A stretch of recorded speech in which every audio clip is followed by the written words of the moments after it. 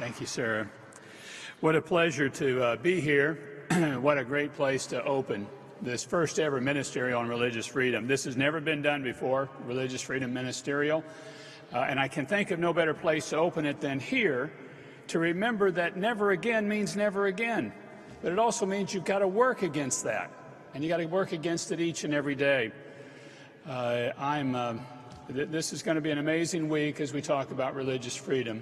I want to recognize a few people at the outset. Knox Thames, Special Envoy, Religious Freedom in our office, has done a great bit about putting this together, and he's been really the philosophical anchor to put this whole event together. And of course, I want to recognize my wife, Mary, who I'm so honored to be here as well. Shortly, you'll get to see some of the people we have here to speak this week. The lead speakers this week are people who have been persecuted for their faith. We have Yazidis and Rohingya, we have Christians, we have people that have been put in jail, we've got Buddhists, we have all people, Baha'i faith, all over, all different faiths that are here because they have been persecuted.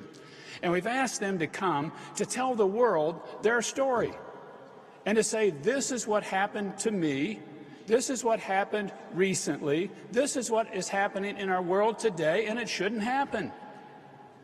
Each and every person in this world has an inalienable right to religious freedom. It is their right of their own soul to do with their soul what they choose, whatever that is. They have that right. Yet sadly, most of the people in the world live in an environment where religious restrictions are significant and often deadly. Walking through this museum it's such a powerful place anyway, but even more powerful when the person you're walking by says, I see that prison uniform. That's the kind of prison uniform I was in Vietnam. This happened to me in northern Iraq. And they show a scene that's similar to what they saw. And one person even said to me, going through this, how unimaginative evil is. It just keeps repeating itself. And unfortunately, we see it still here today. What we're about with this ministerial is to see that that stops. The concrete steps are taken by governments around the world to open up for religious freedom, to not persecute religious minorities, to see that people can practice their faith freely as they choose, without fear or without consequence. This is something that's in the DNA of the United States. We believe this in our very soul. We believe this is a God-given right. This country was founded by people of faith, generally, that came here to be free. And we want to see it for everybody around the world.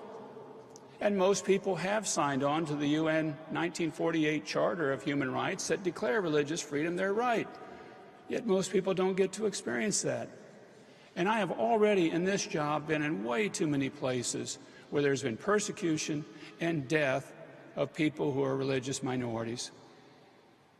So this administration is going to push hard against that. We're going to work to build an alliance around the world of civil society groups, religious organizations, NGOs, governments, to form an alliance to push back the Iron Curtain of religious persecution, to see that it gets destroyed so that people can live free. And this is not just a fundamental issue of human rights, although that in and of itself should be enough. This is also an issue of prosperity and opportunity for people around the world. Societies that are open are more prosperous. Societies that are open are more secure. They have less terrorism. This is a trajectory the world needs to pursue and pursue aggressively. And we will do that. So we open here and we will close here Thursday night. Ambassador Nikki Haley will address a reception here at the Holocaust Museum at the end of our week-long activities that we'll have.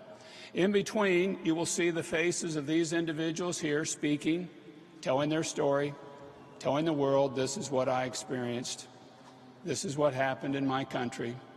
This is what happened to me. This is what happened to my family. The stories are sad. The stories are difficult. The stories are hard. But they're to remind and tell the rest of us, they're a witness to the rest of us. This still goes on in the world today, and it should not. And we're going to fight against it. And we're going to organize against it. And we will defeat this evil. We together will defeat this evil. And we're going to get it done. So I'm honored to be in this position. I'm delighted that this administration has made this a top foreign policy priority, and that we're going to push it and push it aggressively. This conference is a launch. It isn't a finale. We will use this to continue to push religious freedom issues around the world in various countries and continents all over the world. We will seek to find allies to push this topic on forward. With that, I'm delighted to see this take place. And we will call up, actually, if you don't mind, just ahead of your speech, I'm going to call the people that are going to be speaking up, and they'll stand behind you as you speak, Irene. So if you're a person here that's going to be speaking this week, please come up. And as I mentioned, we have Yazidis that are here, Rohingya, Ahmadis, Buddhists, Christians, Jews, Baha'is, people of all faiths or no faith at all. Please come up here and stand if you would, a number of you that are survivors and that are going to be speaking.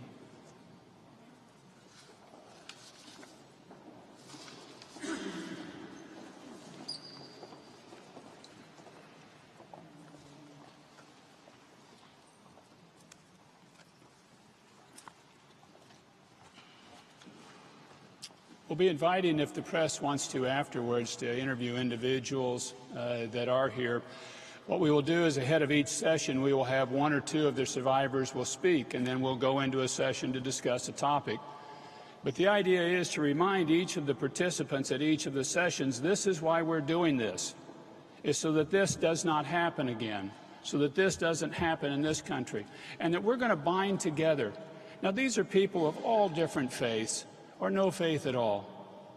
They are the spectrum around the world, and yet they're all united around this notion of religious freedom, that persons should be free to pursue their faith as they see fit without fear of consequence. They're all united on this.